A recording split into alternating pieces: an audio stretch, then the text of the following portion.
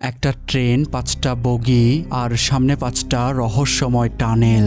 প্রতিবার একটা করে টানেল পার হতেই একটা করে পুরো বগি মানুষসহ উধাও। কিন্তু কেন? কোথায় গেল সেই মানুষগুলো? আর যখন প্রথম বগির পালা এলো তখন যা ঘটলো সেটা শুনলে গা শিউরে উঠবে। এই ট্রেনের গন্তব্য সাঙ্কারা রিসর্ট। কিন্তু সেখানে পৌঁছানোর আগেই যাত্রীদের অপেক্ষায় ছিল এক ভয়ঙ্কর সত্য। তাহলে শক্ত হয়ে বসে পড়ুন, কারণ আজ আমরা উঠেছি সেই মৃত্যুর ট্রেনে। Move explain presents the train of death.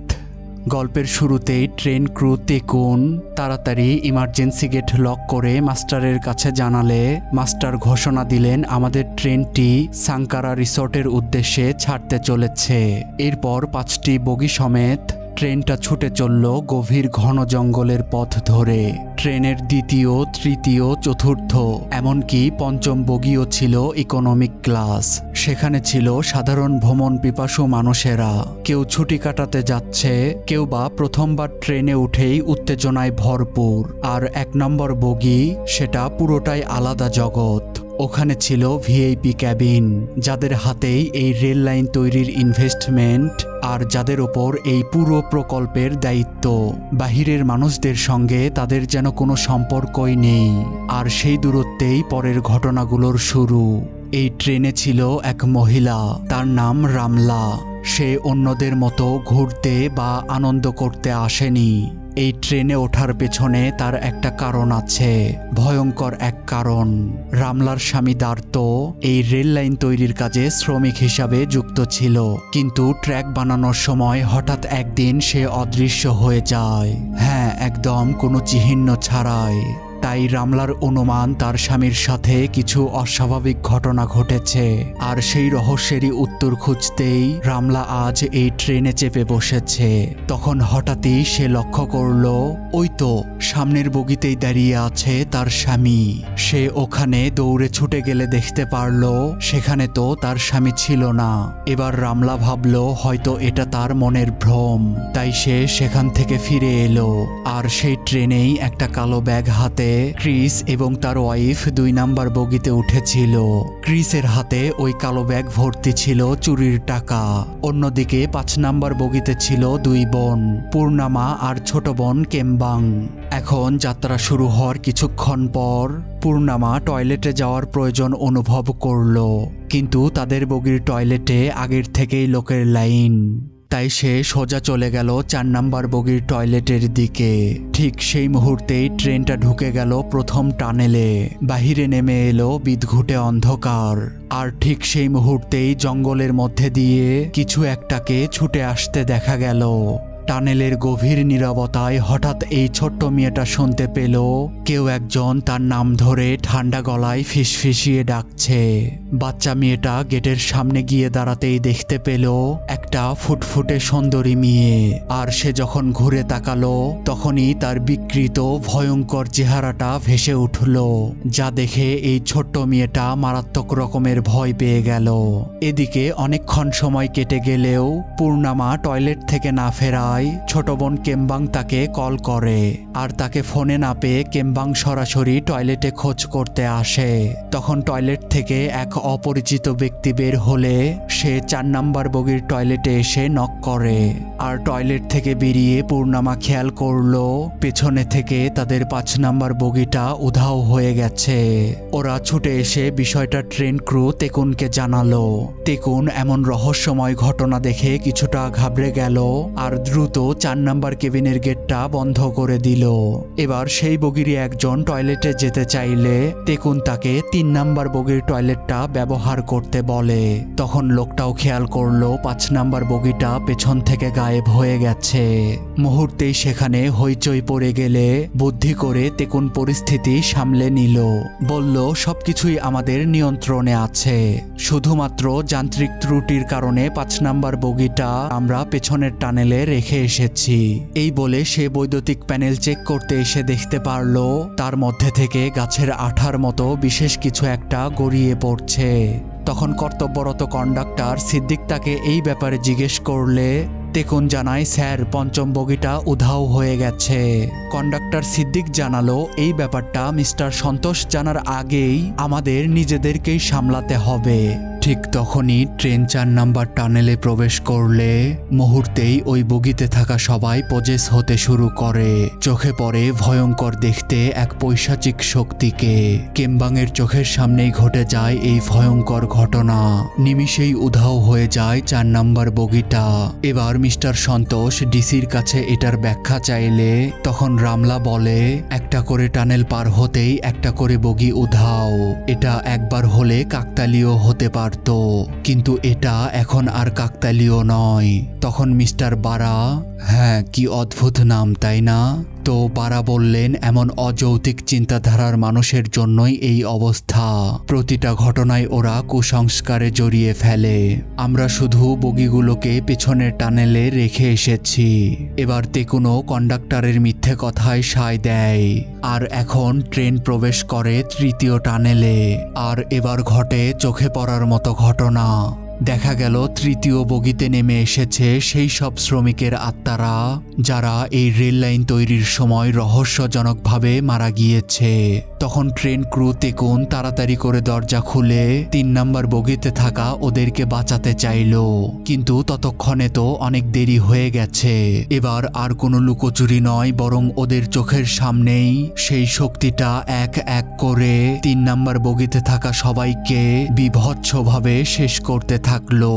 এরপর অন্ধকার টানেল থেকে বের হতেই এই ট্রেনের আরো একটা বগি উধাও হয়ে গেল। বাকি রইল শুধু 1 আর 2 নম্বর বগিটা। এখন ট্রেনের ভেতরে থাকা সবাই যেন ওই শক্তির কাছে অসহায় হয়ে পড়েছে, আর সামনেই ওদের জন্য অপেক্ষা করছে 4 নাম্বার টানেল। ওরা বুঝে গিয়েছে মৃত্যু ওদের জন্য অবধারিত। তাই ট্রেন ক্রু তেকুন কন্ডাক্টর সিদ্দিককে বলল, এখন বাঁচতে চাইলে 4 নাম্বার টানেলে ঢোকার আগেই এই ট্রেনকে আমাদের থামাতে হবে, না হলে দ্বিতীয় বগিটাও উধাও হয়ে যাবে। তখন মিস্টার বারার ওই এক মিথ্যে কথাই যেন পুরো দৃশ্য বদলে রেখে দিল। মিস্টার বারা বললেন, এই 3 যাত্রীকে প্রথমেই আমি সন্দেহ করেছিলাম। ওরা আসলে আমাদের কাছে সাহায্য চাওয়ার ভান করছে। যদি সত্যি সেই বগিগুলো উধাও হয়ে যায় তাহলে এরা এখনো কিভাবে আমাদের সঙ্গে থাকতে পারে? এরা তো 5 নাম্বার বগির যাত্রী ছিল। আসলে এদের উদ্দেশ্য পরিষ্কার, ভিআইপি ক্যাবিন, অর্থাৎ আমাদেরকে ডাকাতি করতেই ওরা এই ট্রেনে চড়েছে। যেহেতু বাকি বগিগুলোতে সাধারণ মানুষ ছিল, তাই ওরা বুদ্ধি করে সেই বগিগুলোকে আলাদা করে দিয়েছে, আর এখন ওরা আমাদেরকে ডাকাতি করতে চায়। এবার মিস্টার বারা ট্রেন ক্রু তেকুনকে বানিয়ে দিল এই প্ল্যানের মাস্টারমাইন্ড। আর ডাকাতির কথা শুনতেই ক্রিস ঘাবড়ে গেল, কারণ তার ওই কালো ব্যাগ ভর্তি ছিল চুরির টাকা। এবার ওরা 4 জন মিলে বোঝানোর চেষ্টা করতে থাকলো যে আমরা ডাকাতি করতে উঠিনি, বরং আমরা সবাই তো মৃত্যুর মুখোমুখি দাঁড়িয়ে আছি। কিন্তু সেখানে থাকা কেউই ওদের কথাই বিশ্বাস করলো না। তখন মিস্টার বারা ভিআইপি ক্যাবিনের যাত্রীদের সামলাতে থাকলেন, আর কন্ডাক্টর সিদ্দিকও ভিআইপি ক্যাবিনে ঢুকে গেট লক করে দিলেন। এদিকে ক্রিস আর তেকুনের মধ্যে হাতাহাতির এক পর্যায়ে পূর্ণামা সবাইকে ভয় দেখিয়ে সেখান থেকে 1 নাম্বার বগিতে শিফট করলো। তখন হঠাৎই দ্বিতীয় বগিতে অন্ধকার নেমে এলো। আবারও দেখা গেল সেই ভয়ঙ্কর শক্তি সেখানে উপস্থিত হয়েছে, আর এবার সে নির্মমভাবে এক এক করে সবাইকে শেষ করতে লাগলো। বাকি রইল শুধু 1 নম্বর বগিটা। এখন যেহেতু সত্যটা সবার চোখের সামনেই, তাই লুকোনোর মতো আর কিছুই বাকি রইল না। এবার প্রাণের ভয়ে সবার মধ্যেই শুরু হলো আহাজারি। তখন মিস্টার বারা কন্ডাক্টর সিদ্দিকের কাছে ট্রেনের চাবিটা চাইল, কারণ উনি এখন এই ট্রেনটা মাঝপথেই থামাতে চান। তবে উনি মাস্টারের কাছে গিয়ে করলেন সম্পূর্ণ উল্টো কাজ। ট্রেনটা থামানোর বদলে উনি মাস্টারকে আরো গতি বাড়াতে বললেন। চাপে পড়ে বাধ্য হয়ে মাস্টারও সেটাই করলো। সবাই যখন বুঝতে পারলো ট্রেনটা থামানোর বদলে গতি আরো বেড়েই চলছে, তখন কন্ডাক্টর সিদ্দিক তার কর্তৃত্ব খাটিয়ে মাস্টারের ক্যাবিনে ঢুকলেন, আর এর মধ্যেই মিস্টার বারা ট্রেনের গতি আরো বাড়াতে চাইলেন। তখন তাদের মধ্যে হাতাহাতির এক পর্যায়ে ট্রেন ক্রু তেকুন সেখান থেকে পড়ে গেল, আর সেখানেই তার মৃত্যু হয়ে গেল। এবার ইমার্জেন্সি ব্রেক টেনে দেওয়ার পর ট্রেনটা ঠিক 1 নম্বর টানেলের সামনে এসে থেমে গেল। সবাই যখন বুঝতে পারলো এসবের পিছনের কালপিট মিস্টার বারা, তখন সবাই মিলে তার হাত বেঁধে ফেলল। এরপর রামলা তার স্বামী দাত্তর ছবি দেখিয়ে মিস্টার বারার কাছে তার ব্যাপারে জানতে চাইলে এখানেই বেরিয়ে আসে এই ভয়ঙ্কর ট্রেন যাত্রার আসল রহস্য। কন্ডাক্টর সিদ্দিক তখন প্রকাশ করে দেন আসল সত্য। আসলে এই প্রকল্পের কাজ শুরু হবার সময় রেল লাইনের পথ ডিজাইন করা হয়েছিল অনেকখানি রাস্তা ঘুরে, আর সেই নকশা অনুযায়ী কাজ করলে তারা খুব একটা লাভবান হতে পারত না। এজন্য তারা আলাসগেতি বনের সমস্ত গাছপালা কেটে বনের মধ্যে দিয়ে রেল লাইন নিয়ে যাওয়ার প্ল্যান করে। তাতে করে সাঙ্কারা রিসোর্টের দূরত্বও কমে আসবে এবং তারা প্রচুর পরিমাণে প্রফিট করতে পারবে। এই প্ল্যানটা শুনে সেখানে থাকা রহমত নামের এক লোক তাদের অনুরোধ করে বলে, এটা বন্ধ করুন, না হলে ওরা রেগে যাবে আর এর শাস্তি হবে মৃত্যুর চেয়েও বেশি বেদনাদায়ক। কারণ এই জঙ্গলটা এক ভয়ঙ্কর শক্তির নিয়ন্ত্রণে। কিন্তু তার কথায় মিস্টার বারা থোড়াই কেয়ার করে, সে তো অর্থের লালসায় অন্ধ হয়ে গেছে।